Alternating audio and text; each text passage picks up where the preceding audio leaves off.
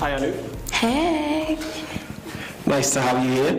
To be here. First things first, the first question I wanted to ask you is, why did you choose law as a degree to study? So where did that sort of interest in advocacy come from? Well, to answer that question, we kind of have to flash back, like do a huge throwback to like June 2011. Right. So my 15-year-old self was, facing the dreaded GCSE. And I was kind of looking for a legitimate way to skip class.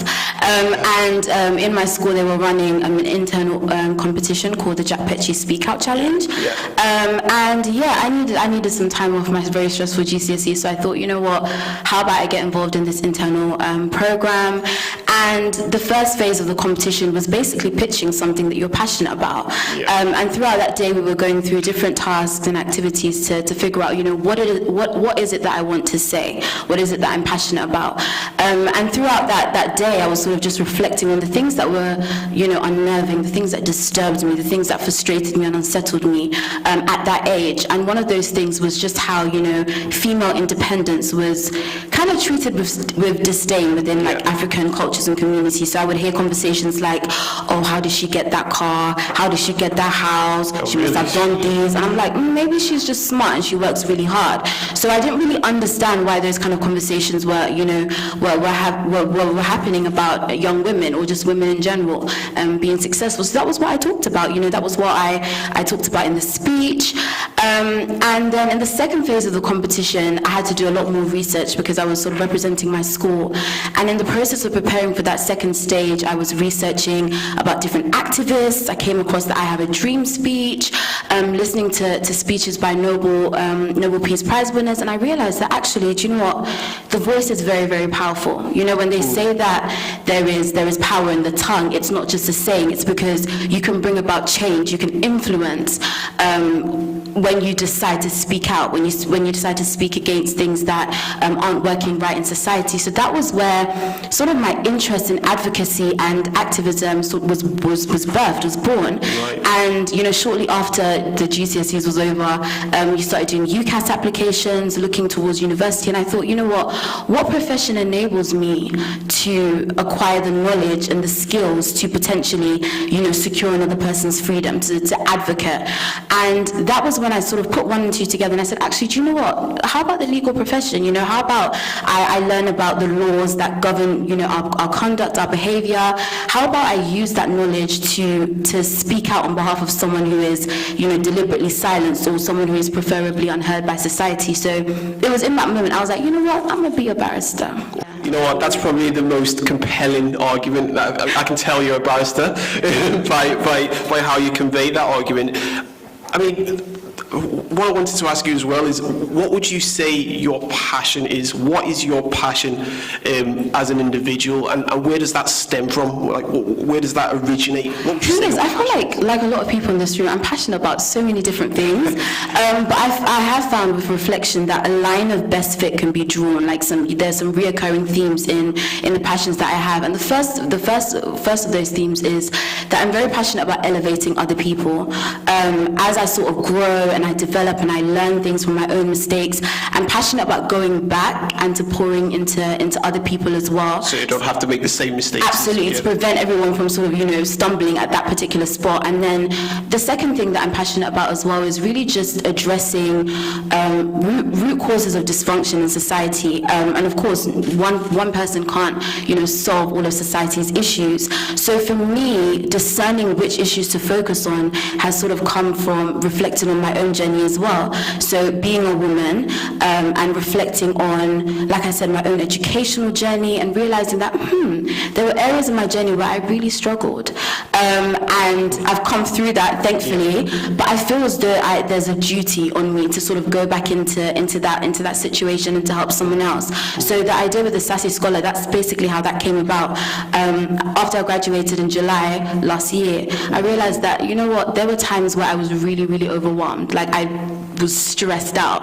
And if I wasn't doing too well, then I was stressed out that I wasn't doing too well. If I was doing well, then I was stressed out trying to keep that up and not slack. And sort of coming through that process, you know, as a student, I realized that actually, did I need all that anxiety? Did I need all that stress and frustration? And the answer was no, I didn't.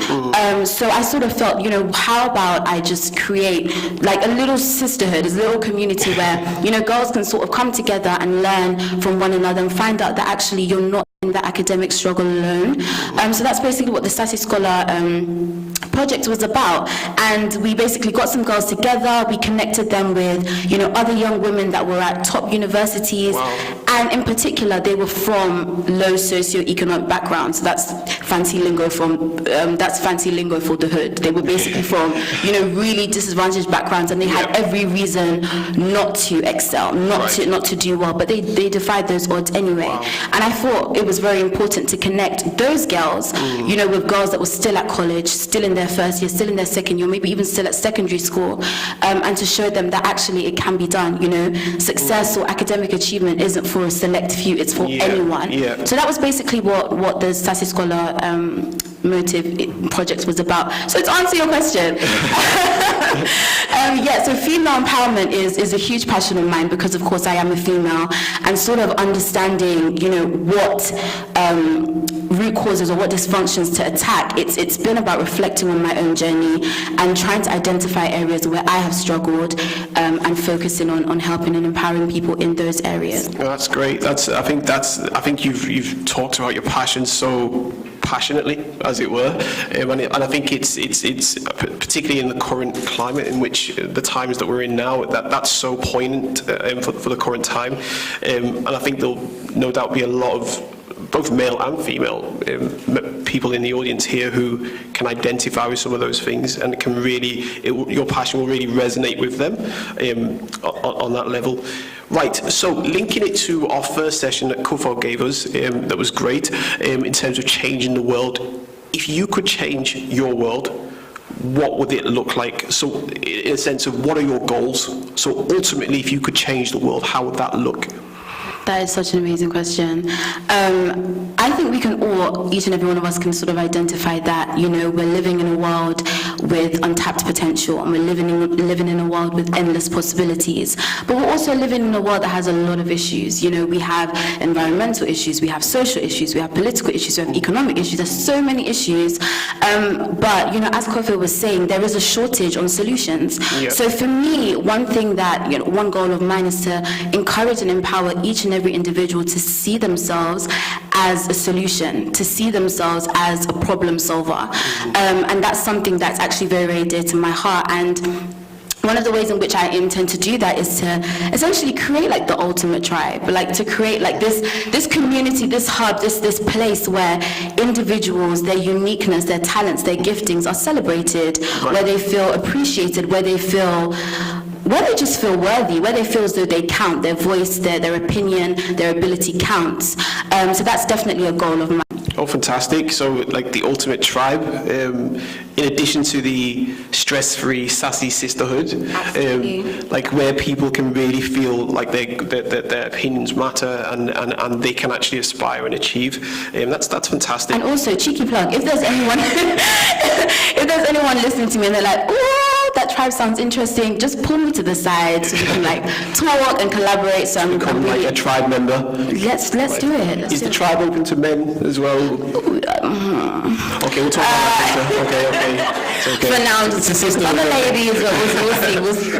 Okay, fantastic. Right, so I'm pretty sure that a lot of people sitting down in the audience looking at you as you speak and as you articulate yourself really eloquently, and you're able to really express yourself really professionally and competently, they'll be looking at you thinking, okay, she looks in many respects like the finished package in some ways, or she's like, particularly from a student perspective in terms of your credentials and your achievement, you've done it all. Like, so it's like, how did you get to be in this Anu that's sitting here today, able to really be articulate and able to express yourself so confidently and powerfully? Have you always been like that, or is it something that you've had to develop? How's that come about? First of all, thanks for the compliment. Like, thanks. But I really do want to stress that I am in no ways a finished article or anything like that. Like everyone else in this room, I'm learning, I'm growing, we're all learning, we're trying to become better versions of ourselves. But I would say that, if you were to ask me the question, was there a time where, standing in front of people, sitting in front of people, talking in front of people was something impossible? Then absolutely. Even towards the end of my law degree, there were times where I would have, a burning question and I would want to contribute in class, but I wouldn't put my hand up. Or there were times where I wanted to share my opinion and I would draw back. So, it has been a journey. It has been something that I've had to sort of grow into and develop. And for me, the turning point kind of came with an inner resolve. You sort of just have to make an inner resolve within yourself, where you tell yourself that, for how long will I continue to count myself out? For how long will I continue to tell myself that I'm inadequate, I'm not enough? For how long will I continue to, just sort of keep shut, essentially? And then I started thinking a lot about my purpose, thinking a lot about what I wanted to do. I want to advocate for the marginalized in society, and I want to be able to defend them. I want to secure someone else's freedom. How can I do that if I can't raise my hand? How can I do that if I can't, let people know when they're upsetting me, or let people know, when I don't appreciate the way things are being done? How can I advocate for someone else if I don't even consider my own views, worth vocalizing? So what I would definitely say is to each and everyone in this room is just to recognize that, you are of value and you absolutely are of worth, and you need to sort of take the time out to develop that and to develop yourself. Public speaking or, being a host at conferences or events, none of that happened in a day. I remember the first time my friend, she was organizing a conference, and she approached me and she asked me to host it, and I said, girl, bye, because I couldn't understand why she would want me to do that, and it's something I had never done before. So I was thinking, I'm not going to embarrass myself, I'm not going to do that. And I said no to her, but then when I went away, I just felt challenged within myself as to, why did you turn that opportunity down? It wasn't because my values didn't align with the conference, it wasn't even because my schedule was booked, it was because of fear. And in that moment, I just felt myself say to myself that if you turn down this opportunity because you are afraid, it's just going to be an ongoing cycle. You will continue to turn down opportunities, you will continue to count yourself out. And I just had to make that decision and say, actually, do you know what, I'm not going to do that anymore. So I literally, went on YouTube, tried to learn as much as I can about hosting, and I just put myself out there, and, one opportunity leads to another, and you sort of just grow and develop. So one thing I would definitely say to everyone in this room is, just take the time out to develop. Be comfortable with the idea of being uncomfortable. Understand that growth requires you to be stretched, and sometimes you have to say yes to things that you're not qualified for. You haven't been taught in lectures, but you're ready to challenge yourself because a more refined you is on the other side of that opportunity, and that person's worth taking the risk for. Excellent. I like that. Get comfortable being uncomfortable. So in many ways, it's like your comfort zone is what you make it, where you decide to get comfortable, essentially. That's really, really good. Right, as we come to the end of the interview, if you could, I'm thinking of maybe a parting message, if you could say one thing to the people in this audience, a statement or a single, hopefully more than a word, or a statement to challenge, inspire, and motivate them to develop themselves, what would that message be? I think I would just share with all of you something that I'm currently learning even in this season, and it's take the time out to invest in yourself, to know yourself, to love yourself, to master yourself. And the reason I'm emphasizing this is because, self-development, progression, all the dreams and the visions you have, all of that revolves around self-awareness. If you actually take the time out to know yourself, that may mean, taking yourself out on dates, going to the cinema by yourself, taking out a journal to monitor your thoughts, monitor your reaction, take stock of your strengths and your weaknesses. Once you build that strong self-awareness, you can actually go out and take on the world. And the reason why I emphasize this is because, we all have visions and dreams and ideas, and sometimes even the people that love and care about us, even our friends and our family, they love us, but they don't necessarily get what we're trying to do. They don't necessarily buy into our idea and our vision. And in that moment, you need you. Yeah. You know, you need to be self-motivated. And one thing I would just really emphasize is really take the time to know yourself. So ultimately, you can become your own bounce back strategy. So when you make the application to get funding, or when you put the business plan before the bank, or whatever it is you're trying to do, and you get that rejection letter, and you're told no, and that door is shut in your face, you have built that emotional resilience. You have that emotional intelligence. You have that grit factor. You've spent time with yourself. You know what your weaknesses are. You can speak against like the self-limiting thoughts that come and tell you that, no, you flopped again, you messed up, you're not going to do this. Because you've taken that time to master yourself, you can push on and you can defy that opposition and you can come out strong. So I would say this is something I'm learning myself, is to really take the time to know yourself and to build your self-awareness, because your dreams, your vision, everything you want requires that.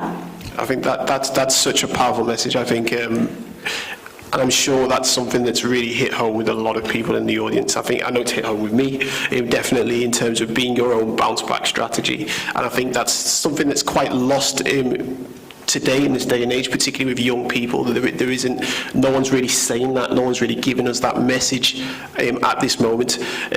What I want to do now is open up the floor to the audience, and I just want to get some contribution while we've got Anu still here, just in terms of what's your passion. I want some contributions from people in the audience. Just hopefully you won't feel self-conscious about sharing with the rest of us. I just want to know what's your passion, what makes you tick.